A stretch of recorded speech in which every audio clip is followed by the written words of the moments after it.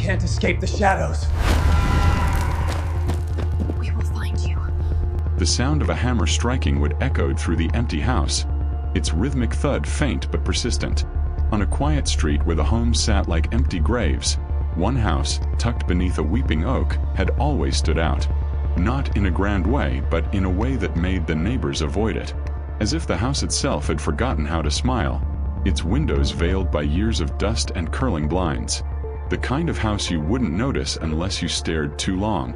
I stood at its threshold, wrench in hand, and paused. The creak of the front door echoed in my ears as I stepped inside, my boots kicking up dust that had settled for decades. The air was thick, oppressive. This wasn't just an old house. This was a place that had been abandoned by time itself. The floorboards groaned under my weight, and I instinctively reached for the light switch. Nothing. I pulled out my phone, the screen flickering weakly as I glanced down at the crumbling wallpaper and broken fixtures. The house had never been this bad in the pictures. The landlord hadn't said anything about rotting wood or cracked beams. A job was a job, though. I took a breath. And then I heard it. A whisper just behind me. "Leave." I spun, heart racing, only to find the hallway still and empty. But the whisper remained, curling in my mind like smoke. The hammer fell to the floor with a sickening clang. Something wasn't right here.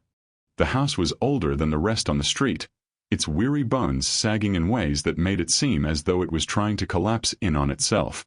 The neighbors, quiet and withdrawn, had long ago stopped offering their greetings. There was no point. No one ever came in or out.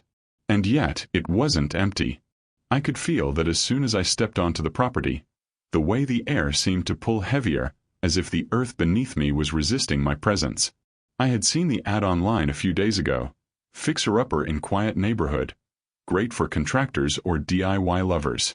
Reasonable price. It sounded perfect.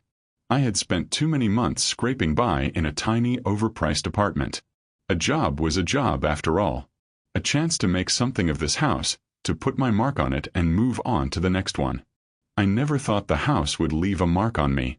The moment I stepped inside, I knew something wasn't right. There was an odd quietness, not the kind that came with old homes, but something deeper, like the silence of a place that had forgotten how to be alive. The front door closed behind me with a soft groan, sealing me in. I let out a breath, more from habit than because I was afraid. This was just an old house. Nothing to worry about. The floorboards creaked beneath my feet, the sound echoing in the hollow space around me. I glanced up, the hallway stretching ahead, dark and narrow. There was a faint smell of mildew, of something old and stagnant, but it wasn't unpleasant. The scent of history, I thought, something that could be cleaned up with a little effort. Still, it made the hairs on the back of my neck stand on end. I'd brought my tools with me, a wrench, a hammer, a crowbar for good measure. The job should have been simple, a few broken beams, some patched drywall, maybe some electrical work.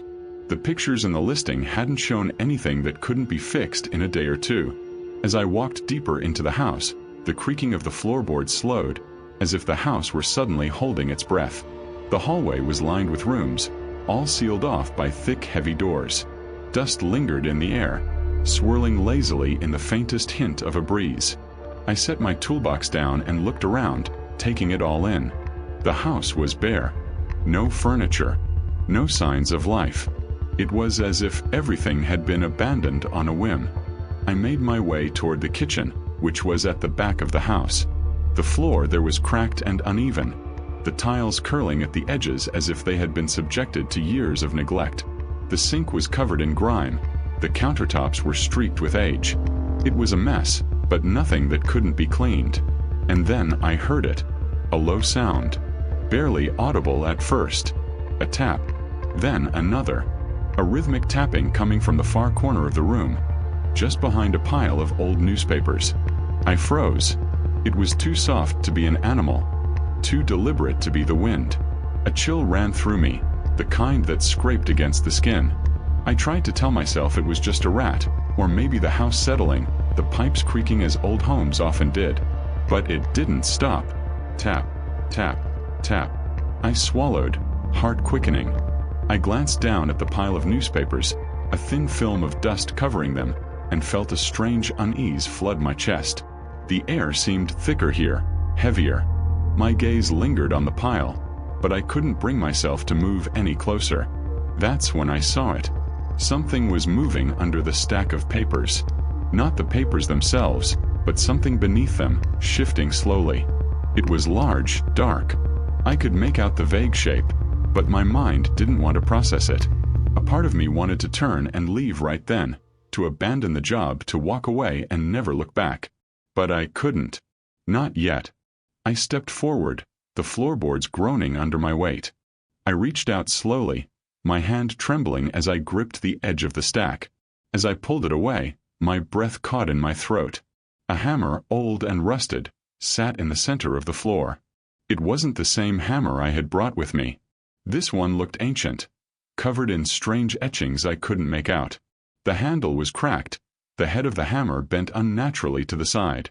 A feeling of dread washed over me as I stared at it. This hammer, it wasn't just misplaced. It was waiting for me. A presence in the room seemed to thicken, like a heavy fog creeping into my lungs. Then came the voice. Soft, almost lost in the echoes of the house. "Get out." I spun, heart racing, the air thick with panic. The room was empty. The hammer was gone. The silence returned, oppressive, as if the house itself was holding its breath. I tried to calm myself. It was just a trick of the mind. But I couldn't shake the feeling. The house was alive somehow, watching me. I backed away, turning to head toward the front door. But as I passed by the hallway again, I froze.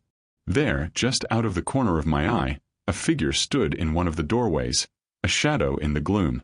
I couldn't make out the details, but the outline was unmistakable. It was standing still, unmoving, as if it had been there all along.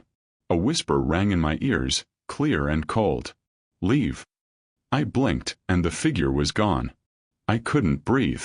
My fingers numbed as I gripped the door handle. I wasn't alone. The hammer wasn't the only thing out of place. Every room I passed seemed to have its own secrets, subtle and unsettling. By the time I made my way back into the hall, the weight of the house pressed down on me harder than before. The air grew colder, the silence oppressive. My breath came in shallow gasps, as though I was suffocating under an unseen weight. I reached for my phone, trying to steady my nerves. The screen lit up, the weak battery icon flashing in warning.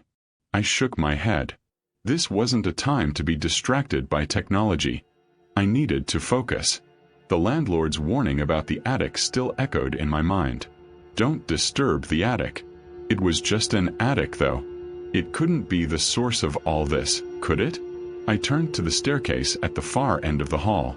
The stairs creaked underfoot as I ascended, the house groaning, protesting my every step. The space above me felt wrong, the air thick with something far older than any house should be. The shadows seemed to stretch unnaturally, reaching for me, clawing at my every movement. I stopped at the top of the stairs. The attic door loomed ahead of me, its wood worn and aged, the paint chipped and cracked. A single rusted latch held it shut, but there was no lock, no key. I could just open it, but I hesitated.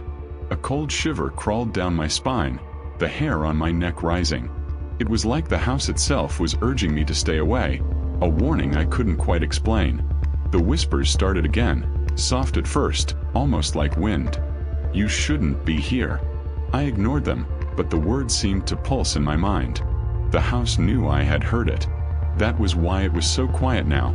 It was waiting, watching, drawing me into something deeper. Something I couldn't turn back from. With a sudden burst of defiance, I pushed the door open. The hinges screamed as it swung inward, revealing a dark, oppressive space.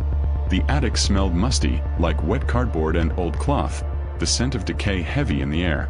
The ceiling slanted sharply, and the floorboards creaked beneath my feet, their age and instability clear. My eyes slowly adjusted to the gloom. I could see little, but I didn't need to. The floor was covered in a thick layer of dust, undisturbed by any recent activity. Nothing was out of place, or so it seemed. In the far corner of the attic, though, something caught my eye. A large, square object was half hidden beneath a tarp, its outline jagged and strange. I felt drawn to it, an overwhelming pull that made my pulse quicken. I could hear it, even now, calling me. I approached the object slowly, my steps hesitant. The air grew colder the closer I got, my breath becoming visible in front of me. The tarp rustled as I reached for it, a sound far too loud in the suffocating silence. I lifted it carefully, revealing an old wooden chest, its surface covered in carvings, symbols I couldn't decipher. It wasn't just any chest. This one had been placed here intentionally. There was something alive about it, as if it were a piece of the house itself, a part of its hidden history. Without thinking, I knelt down, my hands trembling as I reached for the lid. The moment my fingers brushed against the cold wood, the air shifted. The temperature dropped sharply, and the hairs on the back of my neck stood on end. I opened the chest. Inside, there was nothing but old rags, some of them stained and torn. But beneath the fabric, something gleamed in the faint light, a small tarnished metal object. My heart skipped a beat. I reached for it instinctively, as if I had been waiting for it all along. The moment I touched it, a jolt of energy ran through me, cold and bitter like ice flooding my veins. The attic door slammed shut behind me, the sound reverberating through the space like a clap of thunder. I jumped, startled, my eyes wide. Then the whispers started again, louder this time, like a choir of voices, all speaking at once. "It's too late." I turned, the chest still clutched in my hands, the object now cold and lifeless. But the whispers were everywhere now, crawling through the walls in the corners of the room, filling my mind until it felt like it was going to explode. My chest tightened, my breath shallow. I staggered back toward the door, desperate to escape. But it wouldn't open. I pulled and pulled at the handle, but the door wouldn't budge. The whispers grew louder, more insistent, and I felt a pressure building in my head, as though something was pushing against the inside of my skull. The light from my phone flickered, then went out completely, leaving me in the dark. The silence that followed was deafening, broken only by the rapid thudding of my heart. My palms were slick with sweat, my fingers aching as I continued to tug at the door. And then I heard it. A footstep. Slow. Deliberate. I froze, every muscle in my body locking in terror. There was something behind me. Something in the dark. I spun around, my breath caught in my throat. There, in the far corner of the attic, a figure stood. It was tall, towering, its shape indistinct in the gloom. It didn't move, didn't make a sound. But its presence, heavy and oppressive, filled the room. The figure was dressed in ragged clothes, its face hidden beneath the hood of a tattered cloak. It was the figure from earlier, the one I had seen in the hallway. But now it was here, standing in the dark, watching me. The room was suffocating, the air thick with dread. The figure didn't speak, but its presence grew heavier, pulling the light from the room, consuming everything in its path. I tried to run. I turned, pulled at the door, screamed, but no sound came out. The figure moved closer, its footfalls deliberate, measured. The space around me warped, the walls closing in, the light from my phone flickering as if it were on the edge of dying forever. I felt the cold touch of something on my shoulder, something like a breath. The whispers in my head crescendoed, a flood of voices, all saying the same thing. "You shouldn't have come." Then everything went black. The world felt like it was folding in on itself, twisting, warping, as if the very fabric of reality was being undone. The shadows swirled, thickening with every breath I took, and the air turned so cold it burned. I couldn't move. My body was frozen, trapped by the weight of something unseen and unspeakable. The figure in the corner didn't move, but I could feel it, its presence suffocating the room. I couldn't look away. It was too powerful, too real. The whispers, growing louder, filled my head until I thought I might tear myself apart.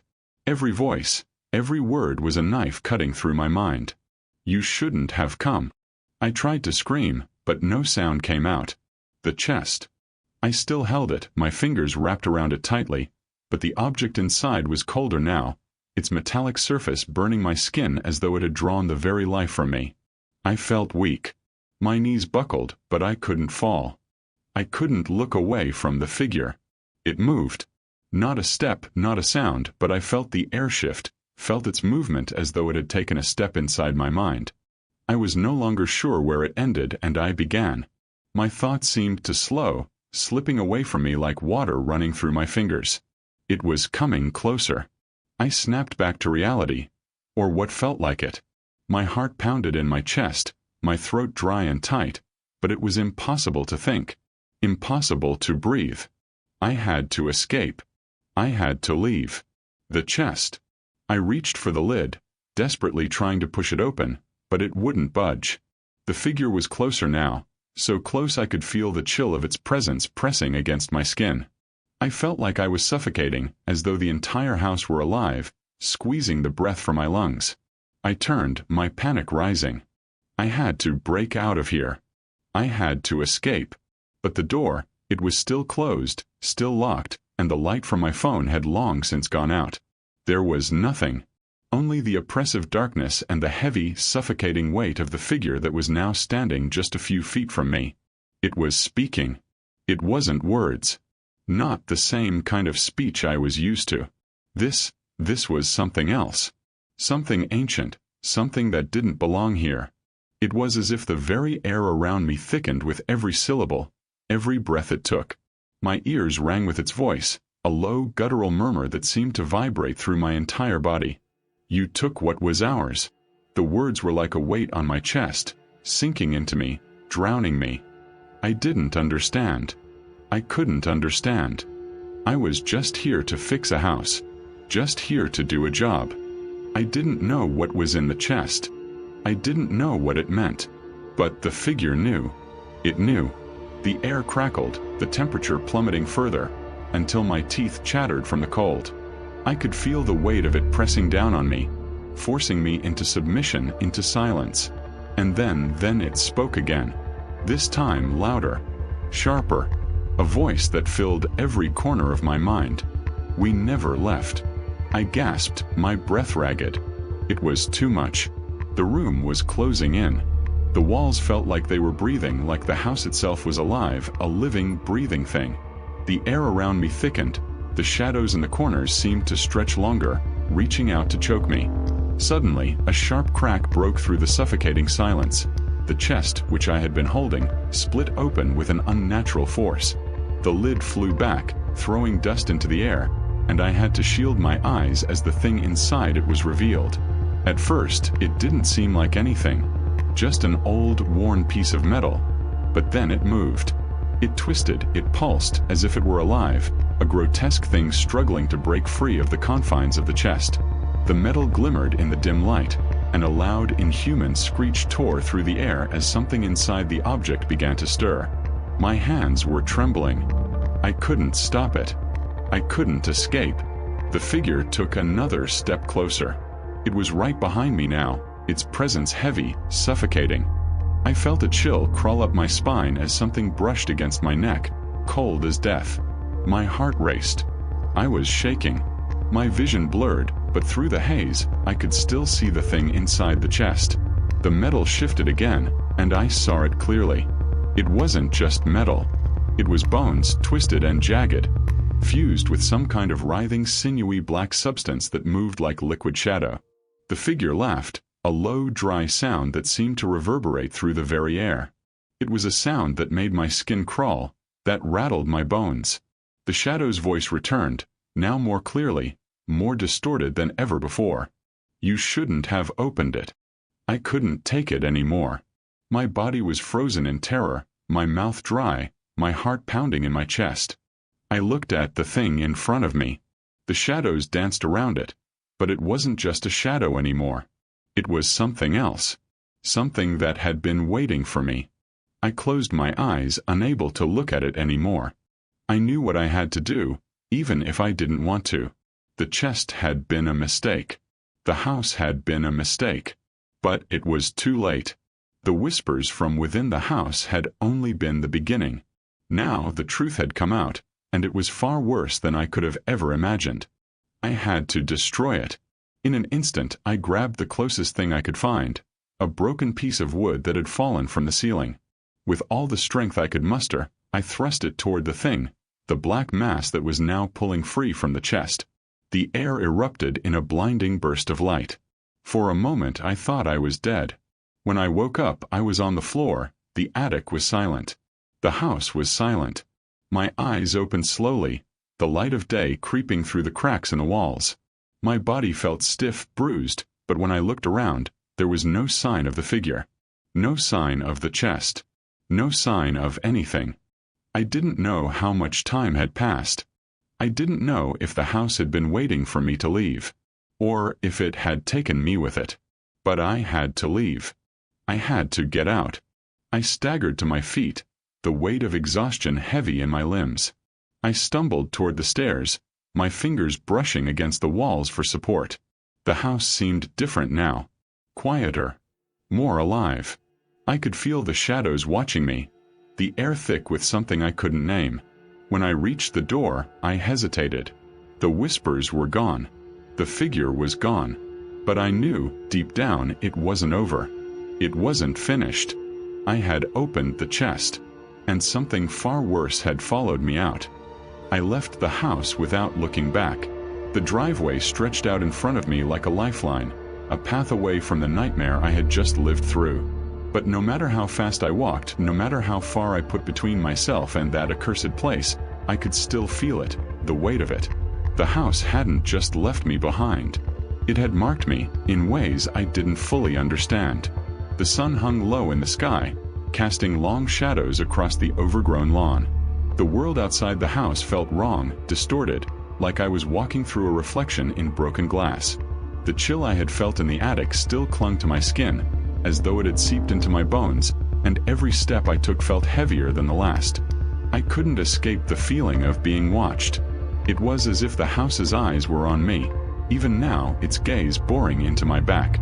I reached my car, my hands shaking as I fumbled with the keys, trying to unlock the door.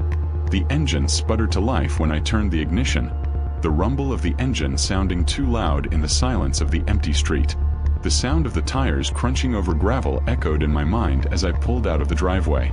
I wanted to speed away to get as far from that place as I could, but some instinct, held me back. There was a feeling in the pit of my stomach, something gnawing at me. I glanced into the rearview mirror, half expecting to see the house standing there, looming behind me, its dark windows like empty eyes staring into my soul. Nothing. It was just the road, the fading sunlight. But even then, I couldn't shake the feeling that I had never truly left. The whispers, those voices I had heard in the attic, they were still inside my head. Their words repeated, a broken record that played on loop in my mind, growing louder with every mile I drove. You shouldn't have opened it. I shook my head, trying to block out the voices. I had to focus. I had to get home, forget about the house. That's what I kept telling myself. Forget about it. It was done. I was done. It was all just a hallucination, a bad dream. I passed the outskirts of town and entered the highway, the night creeping in around me. The familiar lights of the city felt far away, like another world, and I almost welcomed the distance. I needed to be alone, to calm down, to forget what had happened. But the memories didn't let me. The figure in the attic, the whispers, the chest that had somehow called to me. It was all too real. No matter how much I tried to tell myself otherwise, something in that house had changed me. I glanced at the dashboard clock. It was past midnight. I should have felt tired, but my mind was too active, too wired to sleep. The road stretched ahead of me, empty and cold. The headlights cut through the dark, illuminating stretches of empty highway. But the world outside seemed wrong, quiet. I passed a gas station, its neon lights flickering, and the hairs on the back of my neck stood up. I wanted to pull over to get out of the car, but something told me to keep driving. Don't stop. Not yet. I drove on, the low hum of the tires on asphalt the only sound. I didn't know how long I had been driving. Time felt like it had stopped, like I was moving through a dream that wouldn't end. Then I saw it. In the distance, up ahead, there was a figure standing by the side of the road. My heart lurched in my chest. It was a person, tall and thin, their face obscured by a hood, their silhouette standing against the dark sky. I slowed the car, hesitant, but the figure didn't move. They just stood there unmoving, watching. I reached for the door handle, a sense of unease washing over me. Was it someone in trouble? Someone who needed help? But as I drew closer, I saw it clearly. The person wasn't standing. They were swaying as if caught in some kind of invisible wind. Their form flickered, shifting like smoke. And as I got closer, I saw it. The figure wasn't human. It was a shadow, a dark outline that barely resembled a person. My breath caught in my throat as I slammed on the brakes. The car screeched to a halt. My heart hammered in my chest, my hands gripping the wheel so hard my knuckles were white. The figure was still there, standing in the same spot, but now it was moving toward me. Slowly, deliberately. I couldn't move. My body was frozen. The figure drew closer with each passing second, its shape twisting and warping, its features no longer human, but a blur of darkness, a grotesque mimicry of life. It was the same thing that had been in the house. That thing. The entity. Leave. The voice was so clear now, it felt like it was inside my skull. It wasn't just a whisper. It was a command. A demand. I slammed the car into drive and floored the accelerator. The engine roared as the car shot forward, the figure shrinking behind me in the rearview mirror. I didn't look back. I couldn't. I didn't dare. The road twisted, turning in unnatural ways, the landscape changing as though I had driven into another world. The trees along the sides of the highway were taller now, their branches twisted into unnatural shapes. The sky was dark, bruised with swirling clouds that seemed to choke the light out of the stars. The world had become alien. I couldn't escape it. No matter how fast I drove, no matter how far I went, I couldn't outrun the house. It was with me. The car's headlights flickered, and suddenly everything went dark. The engine sputtered and died. I slammed on the brakes, the car sliding to a stop in the middle of nowhere. I tried to start the car again, but it was useless. The engine wouldn't turn over. I opened the door, my hands shaking, and stepped outside into the cold night air. The world was silent. Too silent. The figure was gone, but I could feel it. The presence. It was watching me. The wind picked up, carrying with it the scent of mildew, of decay. The very air seemed to press in on me, suffocating me, until I could barely breathe. And then I heard it. The soft scrape of something moving in the distance. The whispering voices, growing louder, filling the air. You should never have come. I turned, but there was nothing behind me. The road stretched out in both directions, empty and lifeless.